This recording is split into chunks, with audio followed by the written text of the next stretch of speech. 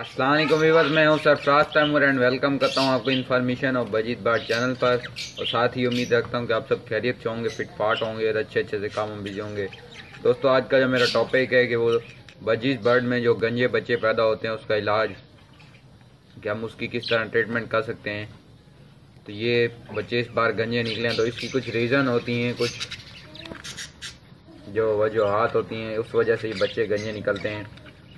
इससे पहले एक वीडियो बना चुका हूँ गंजे बच्चों के हवाले से। फ्रेंच मोल्ड पे जो बीमारी थी फैदर डिजीज़ की, तो वो थी, लेकिन यही नहीं, फैदर डिजीज़ की बीमारी नहीं है। इसके पार आहिस्ता आहिस्ता आ रहे हैं लेकिन टाइम लगेगा। तो असल में गंजे बच्चे पैदा होने की जो रीज़न है वो इनको, जो इनके पेरेंट्स हैं मेल और फीमेल, वो सही से फीड नहीं करवाते जब ये मटकी में होते हैं छोटे छोटे, जिसकी वजह से इनकी जो ग्रोथ है पंखों की और परों की वो सही से नहीं हो पाती। बाकी जिस्म भी पूरा ग्रोथ सही से नहीं हो पाती, जिसकी वजह से ऐसे गंजे बच्चे पैदा होते हैं।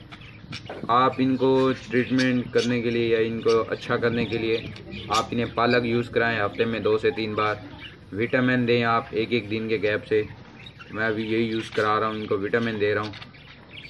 कल विटामिन यूज़ कराया और पालक भी डाली थी। तो इंशाल्लाह इनकी जो इम्प्रूवमेंट है वो आपके साथ शेयर करूँगा स्टेप बाय स्टेप। यानी कि ये पार्ट 1 है, पार्ट 2, पार्ट 3। जब तक ये ठीक नहीं होते तो आपके साथ ये शोर करता रहूँगा और शेयर भी करता रहूँगा आप लोगों के साथ। और जिन भाइयों ने काइंडली अभी तक मेरे चैनल को सब्सक्राइब नहीं किया वो सब्सक्राइब कर लें, ताकि मैं उनके लिए और अच्छी वीडियो बनाता रहूँ और उनको इन्फॉर्मेशन दे सकूँ।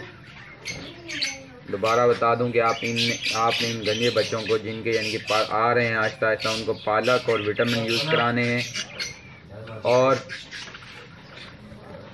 आप मुझे ज्वाइन कर सकते हैं व्हाट्सएप पर, यूट्यूब पर, इंस्टाग्राम पर, ट्विटर पर, फेसबुक पर। तो मिलेंगे एक नई वीडियो में एक नए टॉपिक के साथ। अल्लाह निगहबान, फी अमान अल्लाह।